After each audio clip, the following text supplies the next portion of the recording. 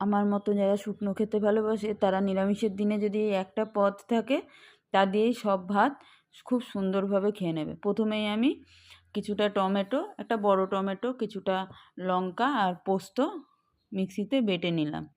আর এখানে আমি আলু ডুমো ডুমো করে কেটে রেখেছি, আর মশলাটাও বাটা হয়ে গেছে। এবার তেল গরম হয়ে গেছে, তেলের মধ্যে আমি আলুগুলো দিয়ে কিছুক্ষণ নেড়ে ভেজে নিলাম।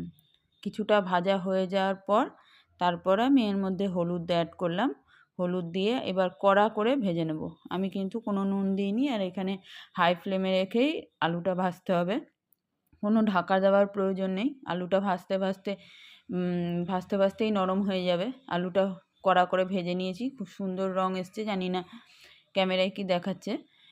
আলুটা তুলে নিয়ে এবার আমি ওই তেলের মধ্যে দিয়ে দিলাম 1 চামচ ঘি, আর দিয়ে দিলাম কালো জিরে। দিয়ে এবার কালো জিরাটা যে একটু গন্ধ বেরোতে লেগেছে, আমি যে মশলাটা বেটে রেখেছিলাম সেটা দিয়ে দিলাম, স্বাদ মতো লবণ, হলুদ দিয়ে এবার এই মশলাটাকে কিছুক্ষণ কষিয়ে নিলাম। মশলাটা কিছুটা কষে আসার পর এবার আমি আলুগুলো দিয়ে দিলাম। আলুগুলোই কিন্তু আমি কোনো নুন ব্যবহার করিনি। এইবার আমি সিম আঁচে কিছুক্ষণ সময় দিয়ে ধরে ধরে ঢাকা দিয়ে দিয়ে 2-1 বার ঢাকা দিয়ে ঢাকা খুলে এই রান্নাটা করে নিলাম। তার মাঝখানে আমি দিয়ে দিলাম নিজের ইচ্ছা মতো কিছুটা গোটা লঙ্কা। আপনারা ঝালটা নিজেদের স্বাদ মতো দেবেন। এবার যেই তরকারিটা প্রায় হয়েই এসছে, এবার আমি 1 চামচ মতো মিষ্টি দিয়ে আবার কিছুক্ষণ নেড়ে ঢাকা দিয়ে একবার রান্না করে নিয়েছি। তৈরি হয়ে গেছে আলু পোস্ত।